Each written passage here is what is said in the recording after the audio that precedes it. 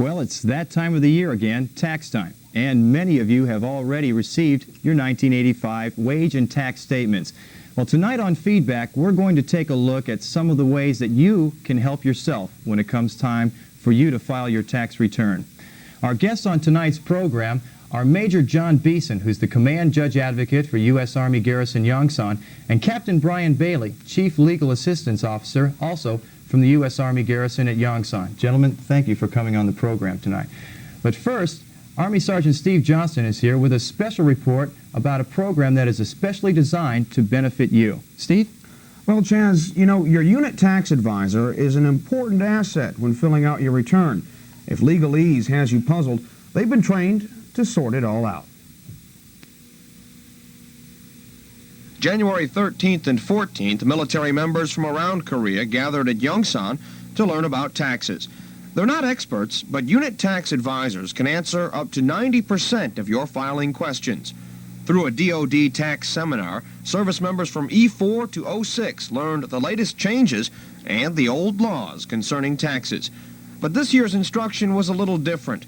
Yongsan Staff Judge Advocate and Course Manager Major John Beeson says in the past the IRS taught the program, but this year's instructors were military lawyers. The intention of this is to have individuals who understand the military deductions, the military tax system, better maybe than the Internal Revenue Service personnel. Your unit tax advisor is a helping hand that's easy to find.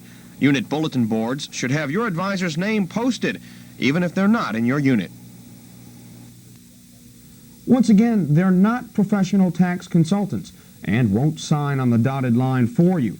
But if you have a question they can't answer, they know who can and will point you in the right direction to get the right information. Chaz? Thank you very much, Steve. We're going to start off our program tonight talking about your legal tax advisor, your tax advisor. And Captain, I'd like to start with you first. You were a member of that class that took place, correct? Yes, that's right. And let's talk a little bit about the curriculum. What actually took place? What kind of a scenario as far as how much you learned in the course itself? Well, the course was 3 days for about 8 hours each day. The course curriculum was based on the Volunteer Assister's Guide that the Internal Revenue Service publishes each year. The instructors adapted the guide and tailored it to fit peculiar military income tax problems, and of course drew on their own experience. The days were divided between lecture and practical exercises. The exercises were realistic hypothetical situations that the instructors had developed for the course to help the participants learn how to fill out forms. Major, you were one of the organizers of the program. Let's talk about the program itself. What did you set out to accomplish when you started this program up? The program was intended to take an individual who had minimal experience in taxes, and in many cases some of the unit tax advisors that were there had many years of experience in it. But it was to bring that individual to a level where they were comfortable in using the different forms and to get them to understand it. And on this line-by-line discussion that Brian was talking about, they explained what each of these things were looking for and how to properly fill them out. And went through all of these tax forms. In the third day, we had numerous unit tax advisors who voluntarily wished to stay. Its intent was to bring the attorneys that were there up to speed on tax changes. Let's talk about the people who actually ran the course. What kind of, if you want to, I guess for lack of a better word, what kind of credentials did they have? What was the program set up as far as they were concerned? That was one of the most pleasant surprises for the entire course. We had an Army Legal Assistance Officer from the Department of the Army Legal Assistance Office in the Pentagon, Captain Charters, who was there, who had many years of experience in income tax work and had done much research in it. He is probably either in Europe now doing this. The other instructor was a Captain Smith, who was Air Force Reserve Captain. Captain Smith is with a tax corporation, an attorney group of attorneys in Indianapolis. So he has many years of experience as well as 5 years of active duty experience in the military. So he had a feel for the type of question that the military would want. And Captain Bailey, going through the program, as as a graduate, I would suppose, of this program.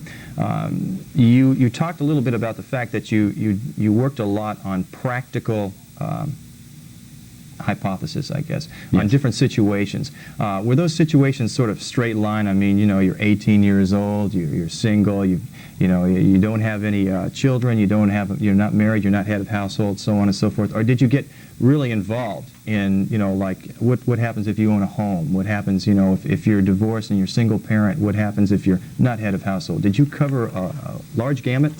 Yeah, the instructors did cover a large gamut of a wide range of income tax problems, and some of the hypotheticals were relatively simple, but they did many of which were complex. I think that the advisors, when they came out of the course, were prepared to handle just about any problem that came their way, and will know to recognize if there is one that they aren't able to handle and know where to refer it. I've attended these volunteer assisters, income tax assistance classes before, and I think that this one was much better than the others that I've seen in past years. The program, of course, many people within the next few days are going to receive their tax and wage statements, their wage and earnings, and probably many of them will be getting in touch with their unit tax advisors. In the Yongsan area, there is a particularly unique program that is going on with the legal office, and I'd like for you to explain exactly what that is. Major, if you'd explain exactly what that is. Well, to give it a little bit bigger picture, if you'll look at last week's weekly bulletin, and I do believe in the profile coming up, there will be a list of everyone who is a unit tax advisor throughout the Republic, so with their name, unit, and phone number. But what we're doing here in Usagi is we're having one of the unit tax advisors in our office on a daily basis. The program is set up so that you should look for your unit tax advisor. Now, with 135 people being trained, it's obvious that we couldn't hit every unit throughout the Republic. But a unit tax advisor was either Army, Navy, or Air Force. It was cross-service school. Even if that person is from a different branch of service, they too can help you. So if your immediate unit does not have a unit tax advisor, go to the unit next door. They can assist you just as well. If, however, you find that it is extremely difficult to get to one of these unit tax advisors, we have a unit tax advisor on a walk-in basis at the Garrison. And they're going to be working from 8 to 5 through April the 17th. And this program is already in progress right now. And in the last 3 days, we have had over 100 people come in for income tax assistance for that unit tax advisor. Thank you very much, gentlemen. What form should you use when you file your 1985 tax return? We'll be back in just a minute to take a look at that question. So stay tuned for more feedback.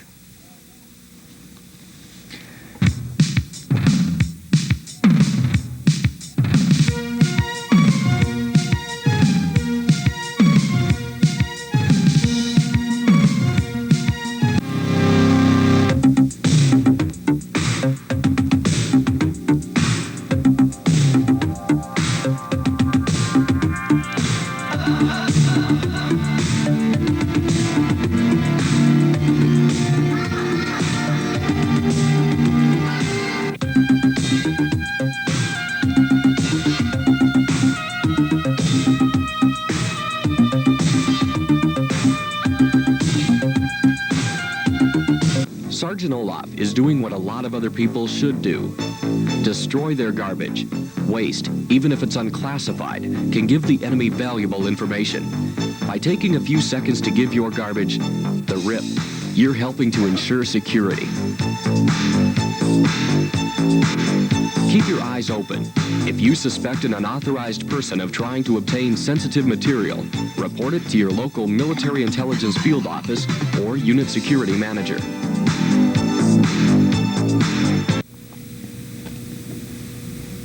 Welcome back to Feedback. Our topic of discussion tonight is you and your 1985 tax return. By now, many of you probably have received this schedule. And in the schedule, there are three primary forms: the 1040EZ, the 1040A, and the 1040. Gentlemen, I'd like for just a minute to talk about each one of these forms, beginning with, I guess, the easiest one, the 1040EZ. Captain? And the 1040EZ is designed mainly for single taxpayers who don't have any dependents that they can claim as an exemption, besides themselves, of course, and make under $50,000. It's a simplified form, just one page, and in fact, the IRS this year has shown you how to make the numbers. They're going to be processed through computers, and the 1040-EZ is a way to help them process the returns faster and get refunds back to those kind of taxpayers quickly. So the 1040-EZ is probably, like it implies, the easiest form to fill out. You were saying that an individual classified an individual. Can you give me a better like character analysis, Major, of the type of individual that would be the easiest way to file their form? An individual who is single. You can't really say rank because it could be very applicable to a member of any rank. Under 50,000, which I think would encompass a tremendous amount of people. It would be marvelous probably for the young soldier that's on his first tour, an individual who has just come into the United States Army, who may have had some minimal income in the past and has come in today. Actually, many people. We've requested a tremendous amount of EZ forms for the Republic because it is one that many people would fit into that description. When you talk about the 1040 sequence of forms, the 1040A probably is the next in line. What exactly is the 1040A, and again, a character analysis, Captain? Well, 1040A is also called the short form. Strangely enough, it's longer than, than the 1040 form this year. However, it's designed for taxpayers who have a little more complex tax situation than someone who's filling out the 1040-EZ. I didn't mention it, but only taxpayers who have income in the form of wages, salaries, tips, and a small amount of interest income are able to file or can file the 1040-EZ. If they want to, if they have other income to report, or if they have adjustments to income, there are two that you can take on the 1040A. A deduction for a married couple when both work, and also a deduction for certain contributions to IRA.